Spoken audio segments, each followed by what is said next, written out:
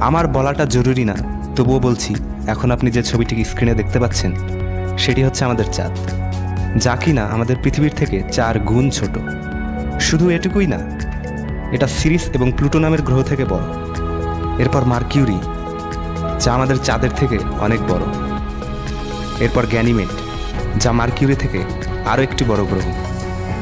এরপর মার্স অর্থাৎ মঙ্গল, যা কিনা গ্যানিমেডের থেকেও বড়। তারপর হচ্ছে ভেনাস, যা মঙ্গল থেকে বড়। তারপর হচ্ছে আমাদের পৃথিবী, যা কিনা ভেনাস থেকে বড়। এরপর কেপলার, যা আমাদের পৃথিবী থেকে কয়েক গুণ বড়। এরপর হচ্ছে নেপচুন, যা কেপলার থেকে বড়।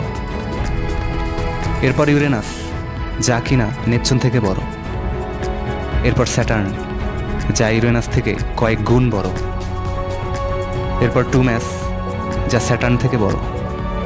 এরপর জুপিটার অর্থাৎ বৃহস্পতি, যা টুম্যাসের থেকেও বড়। এরপর এই গ্রহটি, যার নাম হচ্ছে HD 100546, যা কিনা পেছনের সব গ্রহ থেকে বড়। এরপর আমাদের সূর্য, যা এই গ্রহ থেকে বড়। সূর্য থেকে বড় হচ্ছে সিরিয়াস, যেটি কিনা আকাশের সবচেয়ে উজ্জ্বলতম তারা। এরপর পোল্যাক্স, যা সিরিয়াস থেকে বড়। পোল্যাক্সের পর আর্কটেরাস, যা পোল্যাক্সের থেকেও বড়। এর থেকে বড় অ্যালডিব্র্যান, যা কিনা একটি তারা।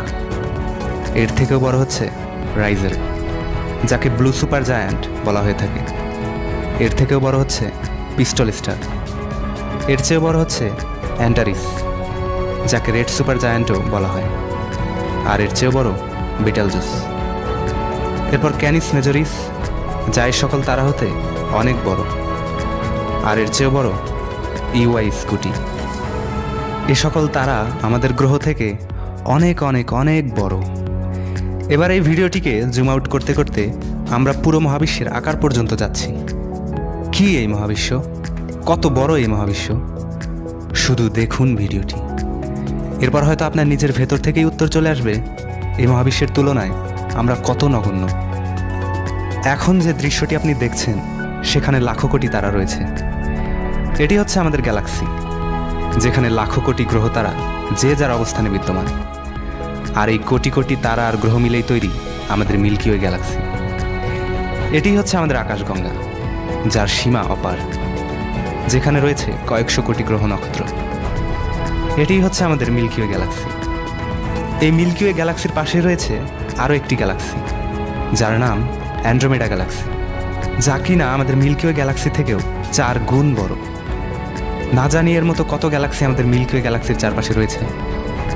এ সকল গ্যালাক্সি মিলে যা হয়, সেটিই হচ্ছে আমাদের মহাবিশ্ব।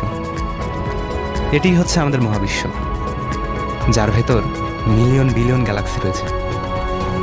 এটিই হচ্ছে আমাদের মহাবিশ্ব। আর শুধু এটুকুই নয়, এখন আপনি স্ক্রিনে যা দেখতে পাচ্ছেন, সেটি হচ্ছে আমাদের ইউনিভার্স, যা কিনা একটি বল। না জানি আমাদের ইউনিভার্সের মতোই কত লাখো কোটি ইউনিভার্স রয়েছে এই মহাবিশ্বে। আর এই কোটি কোটি ইউনিভার্স মিলেই তৈরি হয় একটা মাল্টিভার্স। হয়তো এই মাল্টিভার্সের উপরেও এক সুপারভার্স আছে, যেখানে হাজারো মাল্টিভার্স আছে, লাখো কোটি মাল্টিভার্স আছে। এটিই হচ্ছে আমাদের মহাবিশ্ব। খুব অবাক হচ্ছেন, তাই না? এখান থেকে মাইক্রোস্কোপ লাগিয়েও যদি আপনাকে খোঁজেন, আপনার অস্তিত্ব তো দূরের কথা, আমাদের গ্যালাক্সিকেও খুঁজে পাওয়া যাবে না। ভিডিওটি দেখে একবারও কি ভেবেছেন যে এগুলো আসলো কোথা থেকে? কোথা থেকে আসলো এই মহাবিশ্ব? কে বানালো এই মহাবিশ্ব? এত বড় স্পেস, এত বড় জায়গা কিভাবে চলছে? আমরা মানুষরাই তো কোনো কিছু বানানোর আগে চিন্তা করি, পরিকল্পনা করি, তারপর একটা জিনিস তৈরি করি যাতে সেটা সঠিকভাবে কাজ করে। তাহলে আপনার কি মনে হয় যে এত বড় মহাবিশ্ব, এত বড় স্পেস, এত বড় জায়গা, সব কিছু এত নিখুঁতভাবে একাই চলছে? কখনোই না। বরং কেউ তো এগুলো বানিয়েছে এবং তার দ্বারাই এগুলো পরিচালিত হচ্ছে। চলুন মহাবিশ্বের কথা বাদই দেয়া যাক। মিশরের পিরামিডের নাম হয়তো সবাই শুনেছেন। কখনো কি ভেবে দেখেছেন এত বড় পিরামিড কিভাবে তৈরি হয়েছে? কিভাবে একটি পাথরের উপর আরেকটি পাথরকে রাখা হয়েছে? যেখানে একটি পাথরের সর্বনিম্ন ওজন 5 টন, সেখানে কিভাবে তৈরি হয়েছে পিরামিড? পিরামিডের কথা বাদই দিলাম, আপনি কি স্টোনহেঞ্জের নাম শুনেছেন? স্ক্রিনে যে ছবিটি দেখতে পাচ্ছেন, সেটি হচ্ছে স্টোনহেঞ্জ। কখনো কি চিন্তা করে দেখেছেন এইভাবে সাজানো লম্বা লম্বা পাথরকে একটির উপর আরেকটিকে রাখা হয়েছে কিভাবে? কে রেখেছে এগুলো? কি এগুলো? প্রতিটা মানুষ তার নিজের জায়গা থেকে আলাদা, কারো সাথে কারো হুবহু মিল নেই। এই মহাবিশ্বে লাখো কোটি গ্রহ রয়েছে, সবগুলোই নিজের জায়গাতে ঘুরতে থাকে। কখনো এমন হয়নি যে একটি গ্রহ নিজের জায়গা থেকে অন্য জায়গায় চলে গিয়েছে।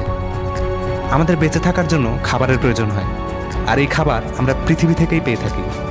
আমরা নিঃশ্বাস নিয়ে থাকি, কিন্তু আজ পর্যন্ত ওই বাতাসকে কেউ কোনো দিন দেখতে পারিনি।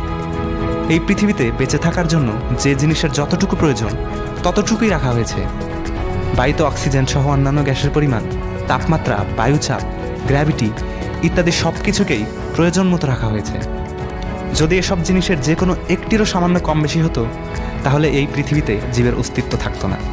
পৃথিবী তার নিজ অক্ষে চারিদিকে 30 কিলোমিটার পার সেকেন্ড বেগে ঘোরে। এই ঘোরার গতি যদি সামান্য পরিমাণও কম বেশি হতো, তাহলে আমরা সুশৃঙ্খলভাবে বসবাস করতে পারতাম না। সূর্যের ক্ষতিকর রশ্মি থেকে বাঁচার জন্য পৃথিবীতে ওজোন স্তর রয়েছে। এটা না থাকলে পৃথিবীতে কোনো জীব বাস করতে পারত না। বসবাসের জন্য যেসব জিনিসের প্রয়োজন সব কিছুই দেওয়া হয়েছে। এর পরেও কি আপনার মনে হচ্ছে যে সব কিছু এত নিখুঁতভাবে একাই চলছে? কখনোই না। বরং এমন একজন আছেন যিনি এই সব কিছুকে বানিয়েছেন, সব কিছুকে চালাচ্ছেন।